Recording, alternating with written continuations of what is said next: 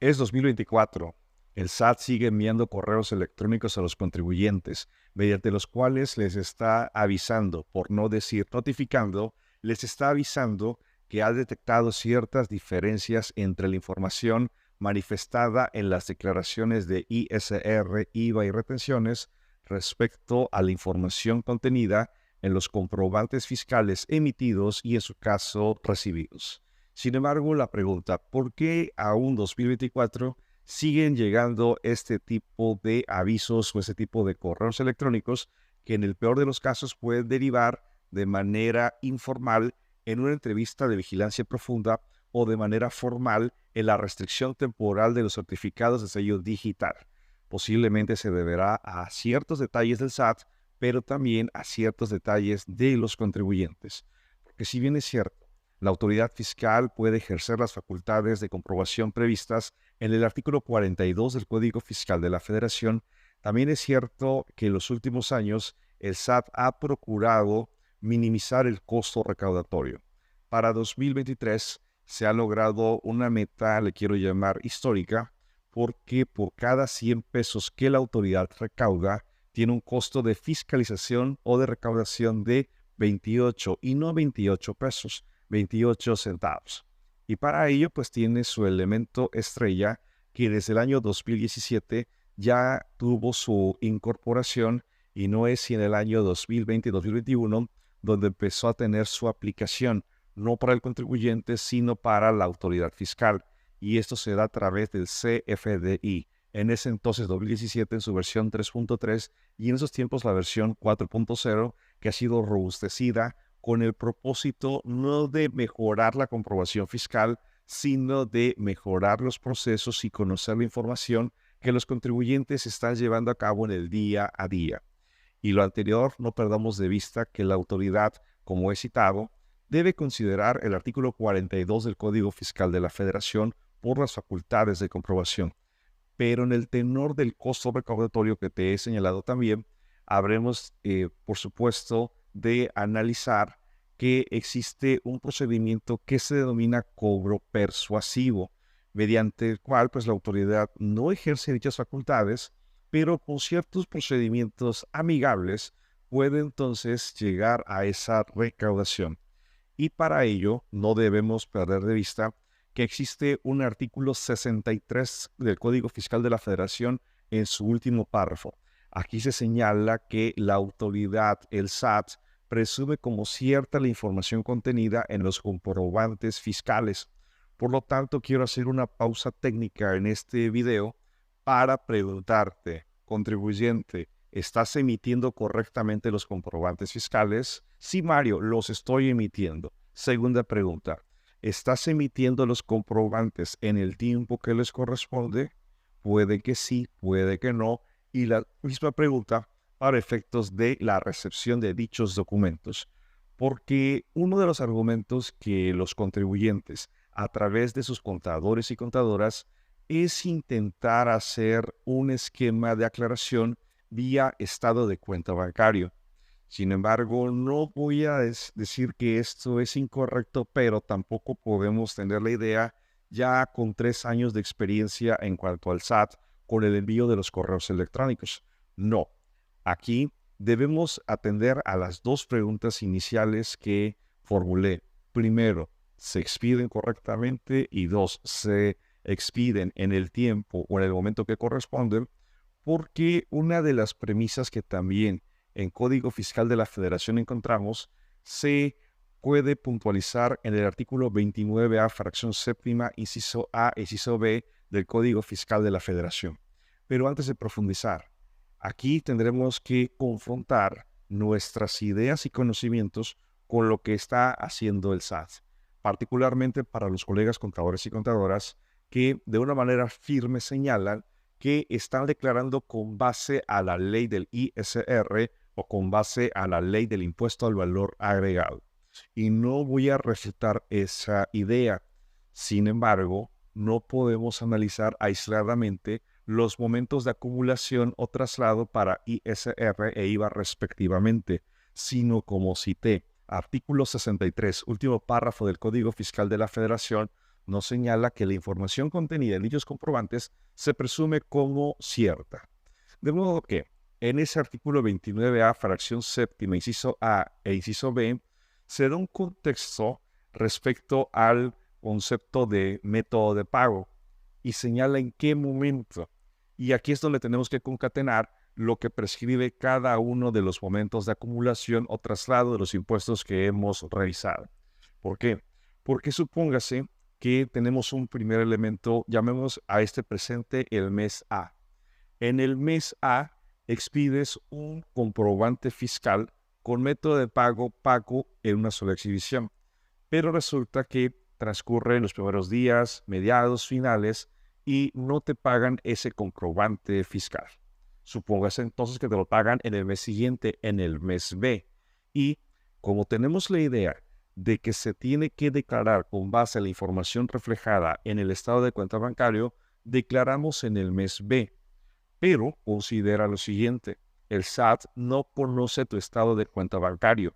El SAT sí conoce el comprobante fiscal emitido en el mes A con el método de pago en una sola exhibición, con el método PUE. Y esto genera, por supuesto, diferencias. El contador intenta hacer la aclaración adjuntando el estado de cuenta bancario. La contadora intenta hacer la aclaración señalando esa diferencia de momentos. Pero estos correos electrónicos que estamos recibiendo no son, valga la expresión, tecleados, no son formulados a mano por una persona, sino que es parte del sistema de recaudación. A esto lo particular le denomino el robot fiscalizador. Aquí simplemente quiero suponer, porque no lo conozco, pero con la experiencia que he visto, que si la diferencia es mayor a 0 o es igual a 1 o mayor a 1, es elemento suficiente para que hayan diferencias y se generen esos correos electrónicos. ¿Por qué lo señalo? Porque yo sé que muchos han leído o han escuchado comentarios de algunos colegas contadores que señalan, es que 1 peso, 100 pesos, 200 pesos es irrelevante. El SAT no se va a tomar la molestia en recaudar 200 pesos. Al menos en mi práctica profesional sí lo he visto que es causal de que se esté notificando o que se esté reportando vía correo electrónico y hay que pagar esas diferencias. Así entonces, la primera pregunta, ¿estás emitiendo correctamente los comprobantes fiscales? Dicho artículo 29A, fracción séptima, inciso A, señala un juego de palabras que hay que descomponer para poder entender el momento de expedición del comprobante con el método de pago en una sola exhibición o PUE. Indica, parafraseando, que cuando la contraprestación se pague en una sola exhibición, en el momento de expedición del comprobante se señalará dicha situación. Y entonces hago el juego de palabras. ¿Qué situación debo señalar al momento de expedir el comprobante? Cuando se ha cobrado en una sola exhibición. Por ello el SAT comprende que en el mes A, al señalar PUE, la operación ya se cobró, aunque en el mes B, en el mes C, se haga el cobro efectivo. Por ello aquí el contribuyente tiene que ser muy cauteloso, tiene que ser muy cuidadoso por este tipo de procedimientos, porque si se mantiene en la idea del estado de cuenta bancario, va a tener problemas siempre. Por su parte, el artículo 29A, fracción séptima, inciso B del Código Fiscal de la Federación, habla entonces de la contraparte, porque cuando no se pague en su totalidad la contraprestación, precisa que tiene que expedirse un comprobante por el total de la operación y al momento de recibir el cobro debe expedirse otro comprobante. Si esto lo traducimos al anexo 20 de la Resolución Nacional Fiscal, pues señala que vamos a tener un CFDI de pagos, que su valor es 0, al cual se le incorpora un complemento de recepción de pagos. Recordemos ya en la versión 2.0 y en dicho complemento pues vendrá la información de pago 10,000 pesos, desglosando desde luego la base, el objeto, los hipotas dados o retenidos que le puedan estar aplicando. Pero también uno de los problemas que nos encontramos es la fecha de expedición de dichos complementos. Y aquí quiero hacer también una precisión o una distinción porque las grandes empresas que tenemos en México pues muchas veces no cumplen con esta obligación. Y no voy a dar nombres de empresas, pero empresas de telefonía fija, telefonía celular, de servicios de energía eléctrica, instituciones bancarias, entre otras, pues simplemente esta precisión que voy a señalar no la toman en cuenta. La regla miscelánea 2.7.1.32 nos hace mención en su último párrafo que tenemos hasta el quinto día natural del mes siguiente para poder expedir dicho CFDI de pagos con el complemento para recepción de pagos. Pero pasa el mes B, pasa el mes C, pasa el mes D y entonces estas empresas no emiten dicho comprobante y yo no puedo estar efectuando el acreditamiento del IVA o del IEPS según corresponda. Pero vamos a bajar a ser un poco más terrenales. ¿Y qué pasa con las empresas de nuestro entorno? Incurren en la misma práctica. Resulta que tienen esas operaciones de pago parcial o diferido del día 3, del día 5, del día 10 del mes A. Y como dicen, tengo hasta el día 5 del mes B, hasta en ese entonces voy a expedir el CFDI de pagos con el complemento para recepción de pagos. Aquí mi pregunta es, ¿qué necesidad tenemos de postergar algo que tarde o temprano tendremos que realizar?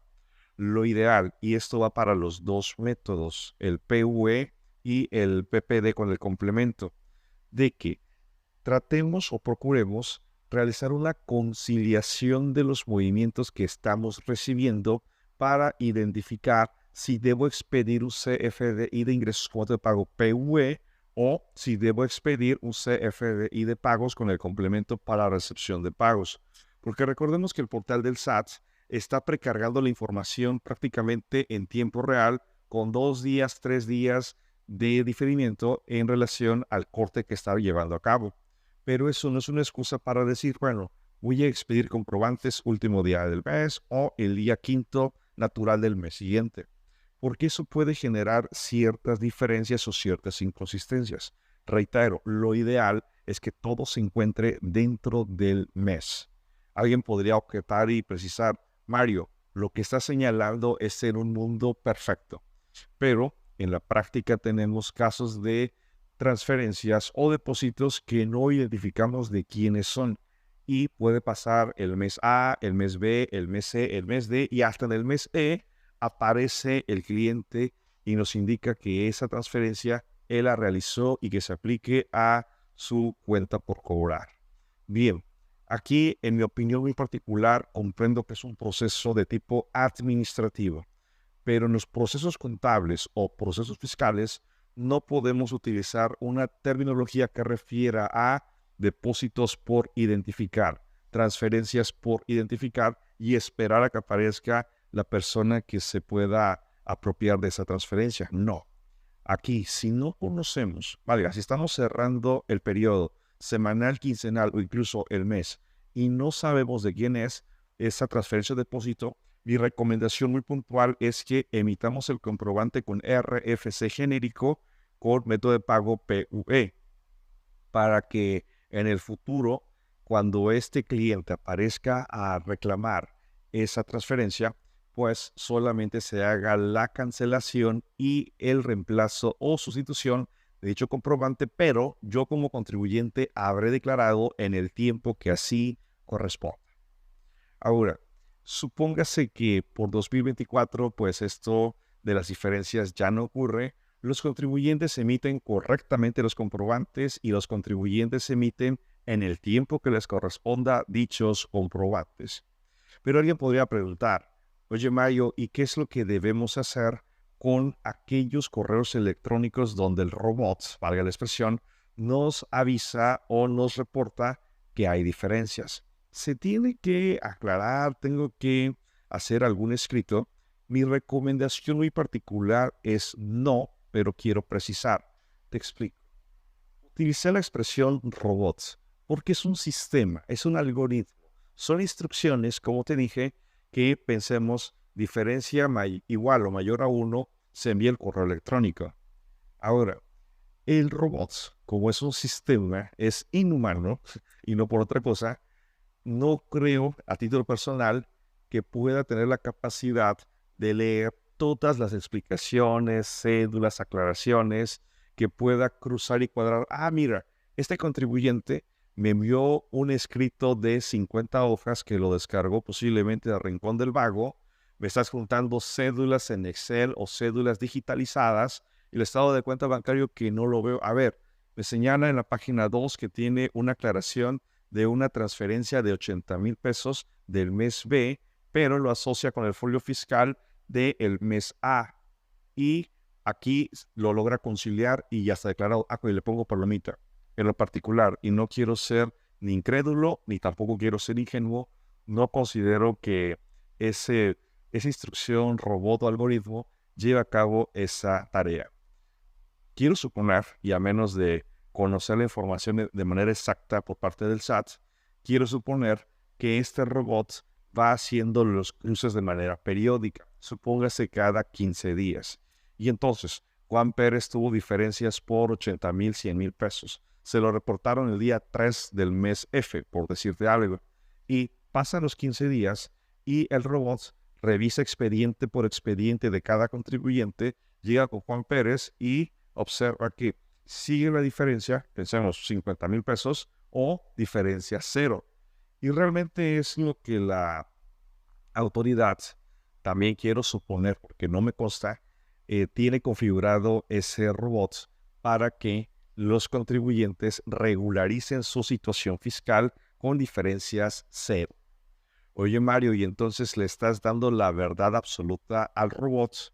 No quiero decirlo con esas palabras, pero en la experiencia de casos que he revisado y casos que he atendido, la mayoría de las circunstancias se deben al contribuyente por sus errores o apreciaciones, como citaba. En el mes A se expide el CFDI-PUE y en el mes B se recibe la transferencia. El contribuyente declara con transferencia y pues se genera esa diferencia. Reitero, el SAT lo único que conoce es el CFDI y no tiene por qué estar conociendo tu estado de cuenta bancario. No te olvides, artículo 63, último párrafo del Código Fiscal de la Federación. Se presume, como cierta la información contenida en los comprobantes fiscales. Y entonces, Mario, ¿qué es lo que debo hacer? Si ya has recomendado a título personal que no se responda ese correo electrónico, que no se aclare. Es correcto y lo sostengo. Pero lo que debes hacer, en primer lugar, es descargar todos los comprobantes fiscales. Y te sugiero no solamente del ejercicio y periodo o mes por el cual se te envía el correo electrónico. Descarga 5 ejercicios, bueno, el presente y 5 ejercicios, con la finalidad de que hagas una revisión integral y puedas evaluar el riesgo. Esta evaluación va a llevar a este resultado. 1, que tu diferencia sea 0. Perfecto, y te quiero felicitar. Pero también que hayan diferencias en las cuales pagaste en exceso o quedaste a deber. Esto invariablemente, si tú ya lo conoces, el SAT también ya lo va a conocer o también lo conoce. Por lo tanto, mi recomendación es que hagas las correcciones pertinentes si estamos en ese supuesto por el cual hay diferencias y son imputables al contribuyente. Bueno, son imputables al contador o a la contadora porque no aplicó los procedimientos que así deban estar correspondiendo. Mario, pero ¿de qué procedimientos hablas? No hay ni una guía, no hay un anexo que señale lo que estás indicando. Es correcto, pero tenemos los fundamentos legales, los propios de la ley del ISR, ley de IVA y el Código Fiscal de la Federación en su artículo 29A, fracción séptima, inciso A e inciso B. Por lo tanto, la acción que tienes que hacer es revisar. Si tienes diferencias, págalas. Porque cuando pase la segunda revisión, tercera revisión del robot, pues la diferencia debería ser 0 y con ello solucionas el problema. Hay batallas que muchas veces es mejor renunciar que enfrentarlas. Porque alguien podría decir, Mario, ya revisé y tengo diferencias, pero como no es un acto de autoridad, no es una facultad de comprobación, no voy a tomar acción alguna. No te preocupes. Recordemos que, como te indiqué, existen 2 procedimientos por los cuales la autoridad puede ejercer sus facultades.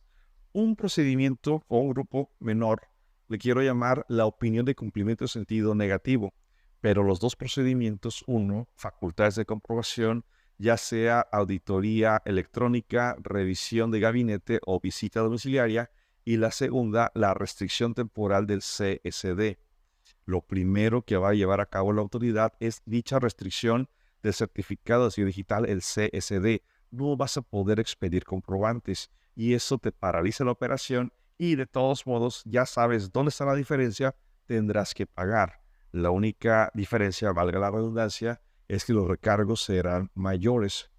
Por lo tanto, hago esta reflexión y no es un tanto cederle todo al SAT, pero como te indiqué, hay batallas que algunas ocasiones es mejor no llevarlas a cabo por los costos de tiempo, costos administrativos y costos financieros que le representan a el contribuyente.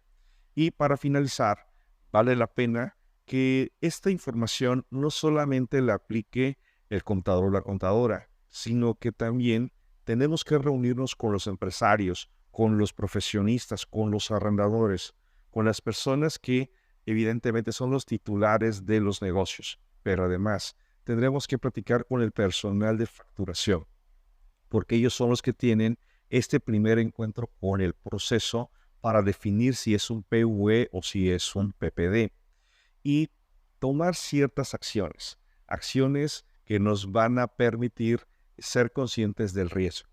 Porque también voy a poner un ejemplo. ¿Qué te parece si un contribuyente, una empresa, tiene un contrato con el gobierno de cualquier orden federal, municipal o estatal? Y se le solicita que en el mes A expida el comprobante con método de pago PUE, pero resulta que el gobierno le va a pagar en 8 meses, 9 meses. Y en efecto, el gobierno cumple y ahí tenemos la transferencia. Mi pregunta es, ¿en qué mes vas a declarar el IVA? Pensemos física o moral. ¿En qué mes vas a declarar ese IVA? Mario, lo voy a declarar hasta que tenga el dinero. Puede ser una postura, no la comparto porque el riesgo lo conocemos. Mario, voy a declarar en el mes A, dirá el contador o la contadora, pero el empresario va a refutar esa idea. Contador, contadora, ¿qué te pasa? ¿Por qué voy a pagar un IVA del cual no he cobrado? Ustedes como contadores afirman impuesto al valor agregado trasladado. Lo agregué al servicio, lo agregué al producto, pero como no le he trasladado, no le he cobrado, ¿por qué debo pagarlo? Y entonces quiero preguntarte, ¿por qué lo emitiste como PUE? Ah, es que si no lo emito como PUE, el gobierno no trabaja conmigo. Bueno, estate consciente que es el costo que vas a tener que cubrir para cumplir las condiciones de tu cliente, en este caso, el gobierno.